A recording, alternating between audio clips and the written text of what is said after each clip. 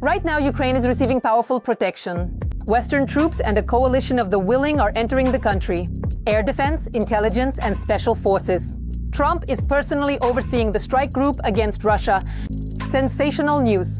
A new front in Europe, a war with Estonia. The situation in the Baltic region is reaching its limit, and what has already happened was unexpected for everyone.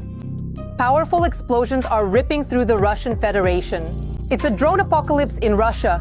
Everything is on fire. Ukrainian forces are striking the heart of the economy. The oil industry burns, gasoline gone. Businesses cry for help. These cries from Russians are shocking. Ukraine is becoming invincible.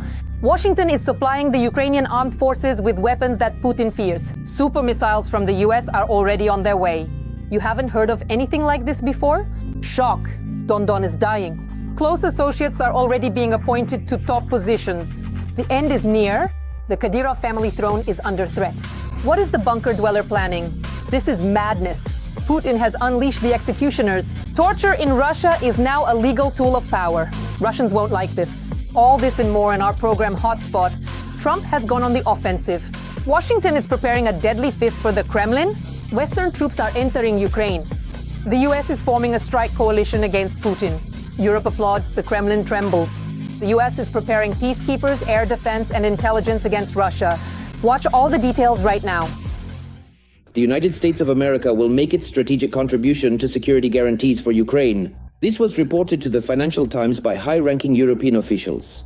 Financial Times: the US has promised Europe support for peacekeepers in Ukraine with air cover and intelligence. It is reported that Washington is ready to support the presence of European allies in Ukraine with intelligence information and protection of Ukrainian airspace. Europe is planning to provide Ukraine with significant security guarantees, and they have to do it because they are right there. We will be involved as a backup resource. We are going to help them. It is very important and indeed crucial that the United States of America has fully realized that without concrete and binding guarantees, Ukraine will absolutely not agree to implement not even the specific wishes of Vladimir Putin, but will not even sit down at the negotiating table to discuss them, to engage in meaningful negotiations, because, to simply give up the entire Donetsk region, including even the non-occupied cities. What exactly would be the purpose of that? What for? The US's willingness to contribute is a very important signal for Europe. Over the past few months, leaders of European countries have declared their readiness to participate in a peacekeeping mission on the ground and in the air, with the caveat that it must be supported by Washington. Europe must play its part, and I am ready to consider the possibility of deploying British forces on the ground alongside others. But there must be US support, because the US security guarantee is the only way to effectively deter Russia from attacking Ukraine again. At this point, the discussion is about the White House providing assistance with logistics, command and control of troops, intelligence, and surveillance, all the areas in which a potential European contingent is most dependent on the US. In fact, what we're talking about is that the United States has given the green light to European countries for a possible peacekeeping operation scenario on Ukrainian territory. And let me remind you, more than 10 countries have declared their readiness to provide troops from their own armies to carry out a peacekeeping operation in Ukraine. It is also reported that there will be support with military equipment, particularly air defense systems, which will provide cover for European forces in Ukraine. The military component will be accompanied by the United States of America. In other words, the United States will take responsibility for assembling the mission, of course at the expense of the Europeans, but that's already something, because the mission has to be assembled from somewhere.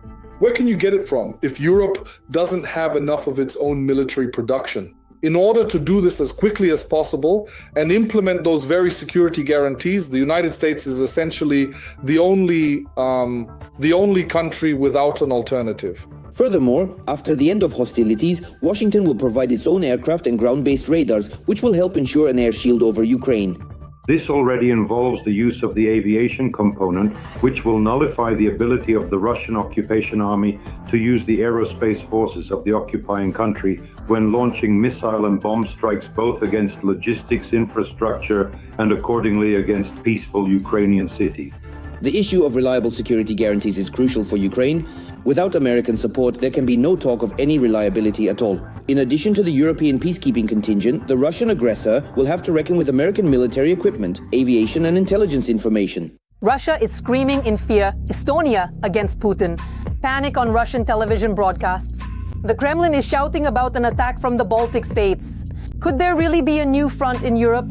A sensation that surprised everyone. The Kremlin propagandists have received new orders from above, along with fresh talking points from Putin.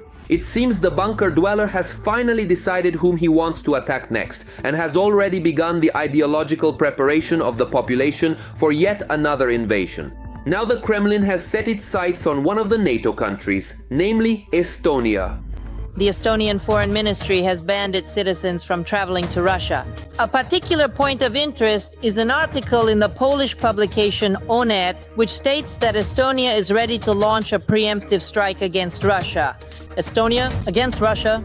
And even though Estonia is 300 times smaller than Russia, and it seems that even the Kremlin propagandists themselves don't take such a scenario seriously on their broadcasts, an order is an order, which means the Russian population must be actively prepared for a new military conflict. Estonia plans to increase its military spending to 5.4% of GDP within 4 years.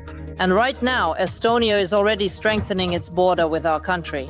The federal authorities are erecting barriers along more than 300 kilometers. The civilian population is preparing for a hypothetical conflict with Moscow. People in the border regions are building personal underground bunkers in case of nuclear war and joining the so-called Defense League in case a conventional war breaks out. And this is absolutely true. Estonia is preparing not to attack but to defend itself from Putin, especially since the Russian Foreign Ministry officially considers the Baltics a potential zone for another conflict.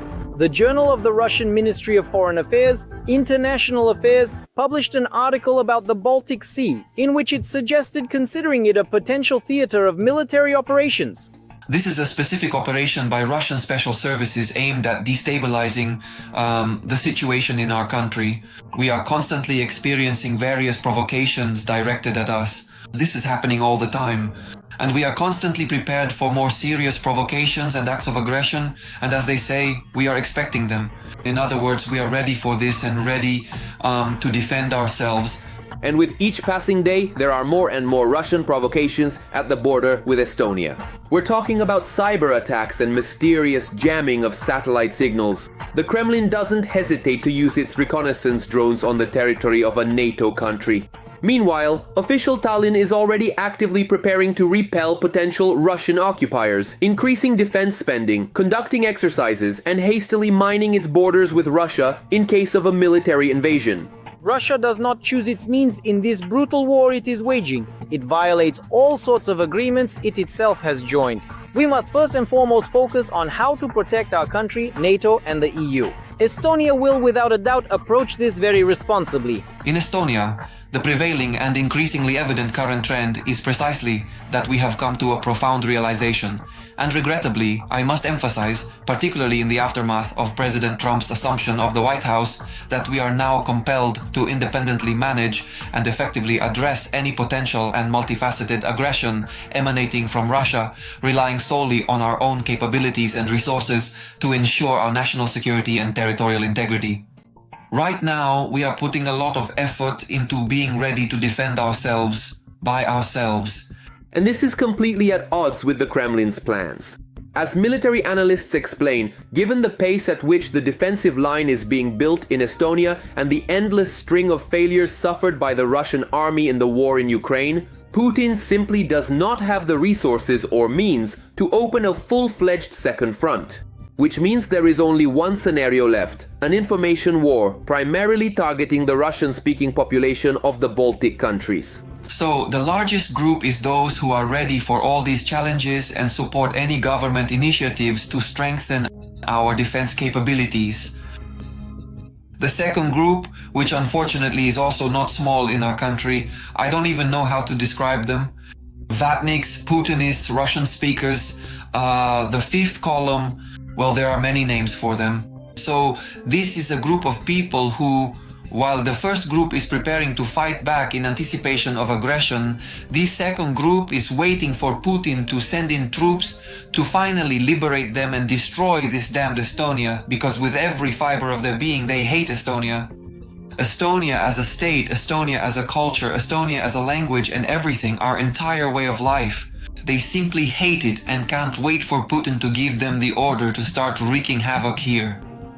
Relying on such supporters of the Russian world, Putin is planning to invade a neighboring country. That is precisely why, analysts tend to believe, the bunker dweller chose comparatively small Estonia as a potential victim. With a population of less than 1.4 million people, small Russian sabotage groups, under the right circumstances and with the support of the Russian-speaking population of Estonia, could try to repeat in Tallinn the scenario of the 2014 takeover of Crimea and Donbass.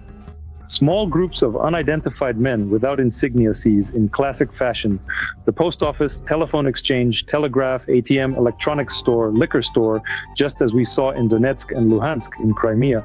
And after that, the creation of a certain territorial autonomy is proclaimed, with the local population cheering and supporting it. Tanks are brought in, and that's it. This is now a sovereign republic that asks Putin to annex them. So once again, in Donetsk, we saw a tiny number of genuinely pro-Russian citizens who, in a situation of government paralysis, in a situation of indecision, they managed to do what they could, organize barricades, seize district police stations back when it was still the militia, and gain access to firearms. And it really was an avalanche-like movement that was almost impossible to stop, even with the use of the army. This is exactly the kind of scenario that Russian propagandists are actively discussing on their TV broadcasts. According to their scare stories, Estonia wouldn't last even a few days, and the North Atlantic Alliance wouldn't have time to react before Russian tanks are supposedly under the windows of all the major cities in Europe. And after that, it's Paris, Berlin, and on the ruins of Washington, we'll write our humble names. So that's basically the mood. But all these wet dreams of Putin and his propagandists are never going to come true. As analysts assure, instead of swallowing Estonia, the Kremlin will break its teeth on it. No matter how many supporters of the Russian world live in the Baltic countries, all of them support Putin from the comfort of their own homes, in warm apartments with running water and heating, good pensions, and all the other benefits of life in Europe. And Estonia is no exception here. This country ranks 10th in the world for quality of life, 6th for economic freedom, 12th in the Corruption Perceptions Index. Russia, by the way, is 141st, first in Europe for the quality of school education, and 4th in the world. This country is constantly at the top of all sorts of other rankings as well. For example, it has the highest number of startups in Europe. And it's unlikely that even the most ardent supporters of the Russian world would want to trade all this for life in Russia, with its corruption, unemployment, and Putin's total rule. Ukrainian drone sanctions in action. This August has been a black month for Russia's oil industry. Refineries across the country are ablaze. There is no protection, and gasoline has simply disappeared from Russian gas stations. Businesses are begging the bunker dweller to compensate their losses. See what the Kremlin replied right now. It's no longer possible to keep quiet about it.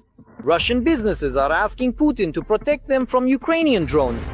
The Union of Industrialists of the country has already registered dozens of appeals from Russia's largest enterprises, all with the same message. Because of the war with Ukraine, we are losing millions of dollars every day. the scale of the devastation is enormous. They're running out of air supplies there. Officials simply can no longer ignore the situation, so it was decided to send a collective appeal to Putin proposing to change the tax legislation and include compensation for losses from drone attacks. At the same time, several solutions to the problem were proposed right away. The first is a tax compensation amounting to 50% of the actual expenses for the construction or purchase of protective structures, as well as the acquisition and installation of video surveillance systems, detection, electronic warfare, repair and restoration of production facilities, compensation for damage to third parties, and more. At the same time, the letter emphasizes that enterprises incur losses not only due to direct damage, but also because of lost income resulting from work stoppages. Therefore, the next proposal from Russia's top entrepreneurs is to deduct this amount from the taxes and excise duties they pay to the state budget, and in the case of prolonged downtime, to reduce these payments to zero altogether.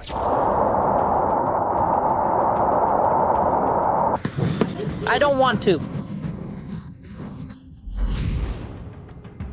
But the catch here is that Putin simply no longer has any money left to support his own strategic enterprises in this way. Everything is going to the war. As a result, on the night of August 28th, Russia's Samara region and Krasnodar Krai came under yet another drone attack. The strikes targeted the largest oil refineries, Afipsky and Kuybishevsky, which, by the way, had no proper protection against drones. Every day now, another refinery is being set on fire by drones, and we just sit here wondering, should we defend ourselves or not? That's how it is with Russians. They don't just take a long time to get going, they take way too long. Meanwhile, on paper, everything is perfectly in order in the Russian leadership. As always, they understand the threat posed by enemy drones. Endless commissions are at work, measures are being taken. For most of those who have been hit, there was either nothing at all in place or they were given those so-called anti-drone rifles, which at best can protect you from a Mavic, yes. So basically it's a policing system. And what are you supposed to do against a gasoline-powered drone, right? Like, say, for instance, a Beaver drone carrying 15 or 20 kilos of explosives, right? It flies, essentially, without using any of those communication systems that the rifles are specifically supposed to counter. The result of such effective solutions was not long in coming. On the morning of August 28th, after assessing the results of the night attack, the Ukrainian command concluded that, in total, over the past 2 weeks, they had reduced Russian oil refining capacity by more than 20%. This matches the calculations by Reuters, who specifically noted the strikes on Ryazan Rosneft, the Novoshaktinsk refinery that has been burning for a week, as well as plants in the Rostov, Samara, Saratov and Krasnodar regions, and of course the crucial Volgograd Lukoil facility. This was the second plant in terms of generating profit. In terms of its overall revenue, it currently ranks among the 6 largest and most significant refineries in all of Russia, and the potential consequences there could indeed be quite serious and far-reaching. In total, to put it in numbers, the losses to the Russian budget as of today amount to about 1,300,000 barrels of oil per day. Given the current market price, that's an astonishing $87.5 million in significant financial losses occurring every single day, a truly substantial amount. It's amusing, but despite the reluctance to help strategic enterprises defend themselves against drones, an almost separate business has already been built in Russia around this very danger factor. For example, organizers of any mass event are now required to be responsible for its security, and therefore must turn to government agencies to ensure protection against drones. Let's say we're holding some large-scale mass event, a one-time thing like, for example, Scarlet Sales or some major economic forum or something else. Obviously, this is a unique one-off event, and it's only truly possible to use comprehensive security systems for a limited number of days to hold a forum, an event, a festival, and so on. At the same time, there's no talk of providing constant protection for enterprises. The officials' proposals to change the tax system were rejected, and the responsibility for figuring out how to defend against drones was placed on the heads of company leaders and their personal savings. After that, it seems there was a sigh of relief in Ukraine. After all, not every enterprise can afford multi-million ruble security measures. There are facilities that can be targeted. These aren't necessarily just energy infrastructure sites, such as large oil refineries or extensive oil storage facilities.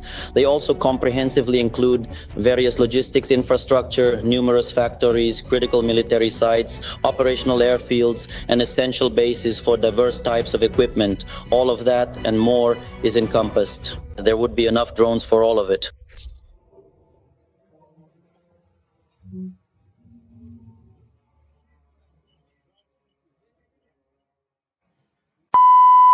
Every voice matters. Join our community, support independent journalism and help us bring you the truth from Ukraine. Become a member of Ukraine today. Join us now. A total blow to the Kremlin. The Ukrainian armed forces are receiving deadly hybrids of missiles and aerial bombs. Washington is supplying the Ukrainian armed forces with the weapons of the future. Putin is in a panic. America's superweapons in the hands of Ukrainian defenders. This will change everything. Ukraine is receiving next-generation strike power. An American greeting for Ukraine's Independence Day. Following the recent statements by Keith Kellogg, it has been announced that American cruise missiles will be sent to Ukraine. It is an honor for me to present you with this award. Thank you. According to the Wall Street Journal, the Donald Trump administration approved the sale to Ukraine of more than 3,000 extended-range attack munition air-to-surface missiles. It should be noted that neither the Pentagon nor the White House has officially confirmed the information about the sale of air-to-surface missiles to Ukraine, which, according to media reports, are supposed to be delivered to the Ukrainian side within the next 6 weeks. Therefore, we can say that this is a so-called controlled information leak. That is, when the Russian Federation is made aware of the White House administration's plans.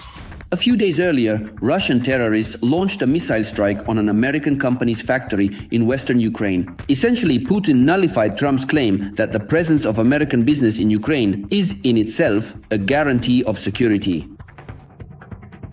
What did you say to Vladimir Putin about yesterday's strike on the American factory in Ukraine? I told him that I was not happy about it. I'm not happy about anything that's happening in this war. Sometime later, the President of the United States made an important statement. Donald Trump admitted that Ukraine cannot win the war by only defending itself. It's very difficult, if not impossible, to win a war without attacking the aggressor country, just as if a great sports team with a fantastic defense were not allowed to play offense. There's no chance of winning. It's the same with Ukraine and Russia. The dishonest and terribly incompetent Joe Biden did not allow Ukraine to strike back, only to defend itself.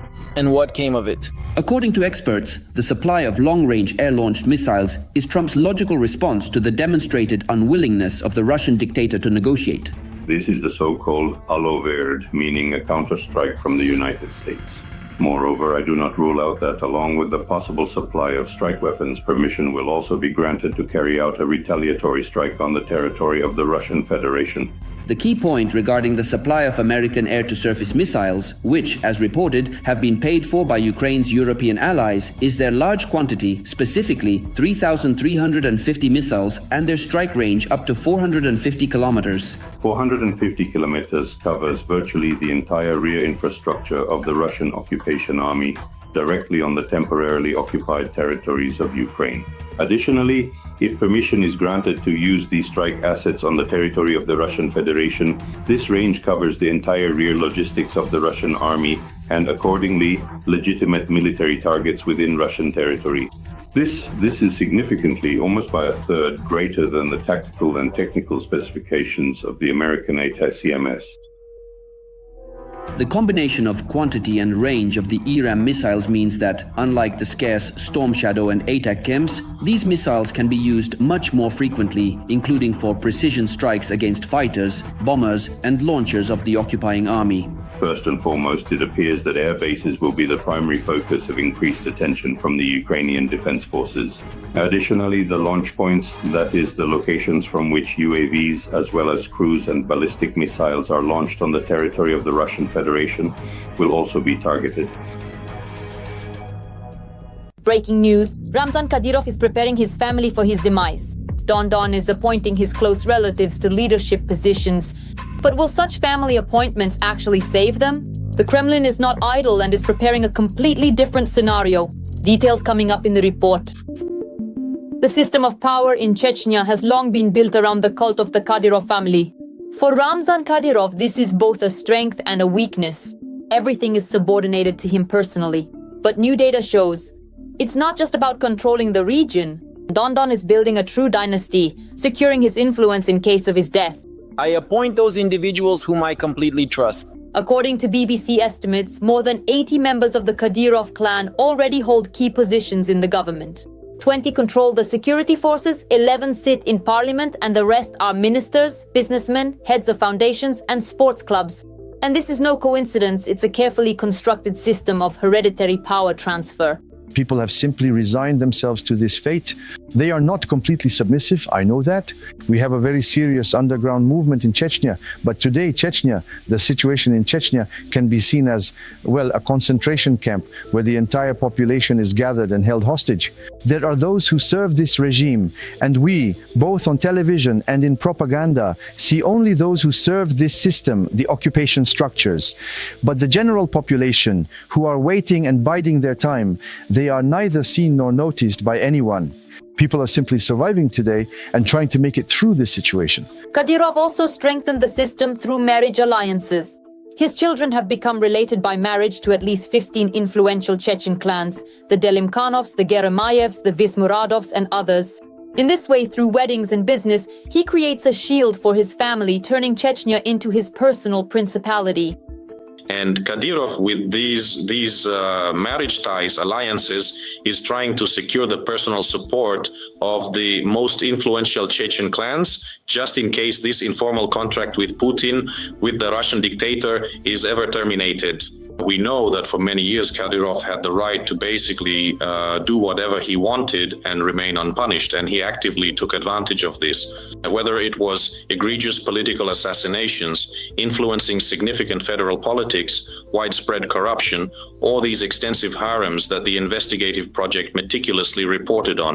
So if Putin does eventually abandon this logic of personal immunity for Kadyrov and his plan, then the Kadyrov family will have to rely on the loyalty of other Chechen clans that are close to Kadyrov's, but still exist separately from him. The heirs have already been assigned their roles. The eldest, Akhmat, heads the sports and football club, Akhmat. The second, Zelim Khan, runs the fight club and the boxing federation. But according to experts, the main successor is the third son, Adam. His scandalous reputation has only helped him. After beating a prisoner in the Grozny detention center, the teenager was not charged. Instead, he was rewarded. A few weeks later, he became the youngest head of the regional leader's security service. At 17, Adam is already the secretary of the Chechen Security Council. His career path remarkably mirrors that of Ramzan himself. Everything is also mapped out for the women in the family. The eldest daughter, Aishat, went from fashion designer to deputy prime minister and now owns Chechen Mineral Waters, which brings in billions in revenue. Kadizat, Tabarik, and Kutmat, along with their husbands, have also been placed in key positions in government and business. But behind the facade of glamour and ostentatious luxury lies fear. The health of the Don himself has been a concern for several years now. Frequent medical leaves, rumors of a serious diagnosis, and absences from federal events. For the Kremlin, Kadyrov remains a guarantor of stability, but the question of his successor is still unresolved. The law does not allow his sons to take the position of head before the age of 30. This means that Moscow will have to seek a compromise between the interests of the clan and the formal requirements of the law. And while the family prepares to inherit power after Ramzan's departure, behind the scenes Moscow may be preparing a completely different scenario. Shock! Russia is sliding into a bloody Middle Ages. Putin has legalized torture. Now it is a legal tool of power. The world is horrified. In Russia, torture is no longer a crime. This is the new norm of the Kremlin. Watch all the shocking details right now. Even fewer rights for the people? And why not? Russia has begun the process of withdrawing from the Convention Against Torture or Inhuman or Degrading Treatment or Punishment. We will definitely succeed in the end. Prime Minister Mishustin has already signed the decree and sent it directly to Putin. But why only now? I think that's just how things turned out. They decided the time had come. In fact, everyone already knows and understands perfectly well that prisoners are tortured, detainees are tortured, everyone is tortured.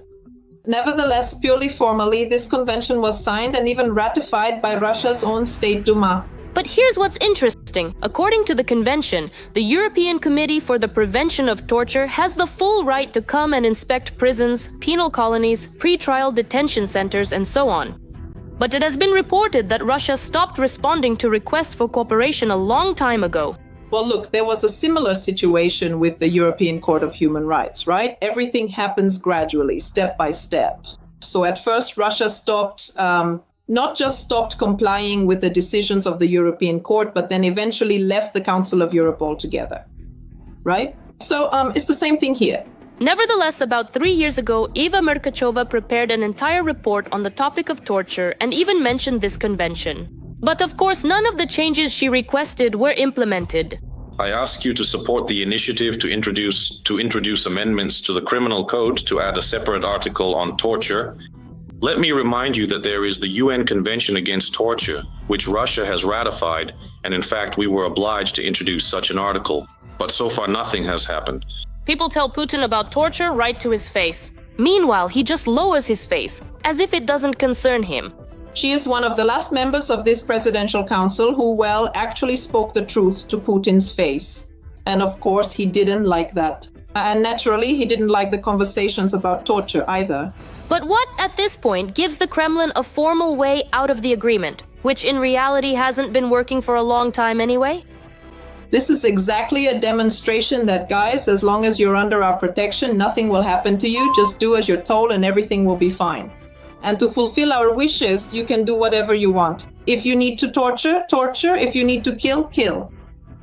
And this is far from the first time Russia has withdrawn from international agreements. First, Moscow withdrew from the European Convention on Human Rights, and now it's the turn of the Convention Against Torture. As a result, Russians are being deprived even of formal international protection. Before, there was at least one had to keep up appearances, right? I mean, you could beat people, but carefully, so there wouldn't be any marks. Torture, but not to the point, so to speak, of damaging internal organs. To put someone on a bottle, but not too deep. But now, these restrictions are becoming fewer and fewer, so for ordinary Russians, things will only get worse. Russia is moving further and further away from international rules of the game. It seems like the Kremlin is deliberately closing the doors so that no one interferes with building its own special reality. I would call this back to the Middle Ages. So when the practice of torture is permitted, then, as they often say, a comprehensive arsenal of various tools immediately appears that can be effectively used to carry out that very torture. Despite everything, on August 26th, Eva Merkacheva even commented on the idea of Russia withdrawing from the convention and called it quite expected, but at the same time noted that Russian laws prohibiting torture will not be repealed. But we understand. For the Kremlin, laws have long meant nothing, neither Russian nor international ones. That's all for now. Watch more hot news from the front in the next episode.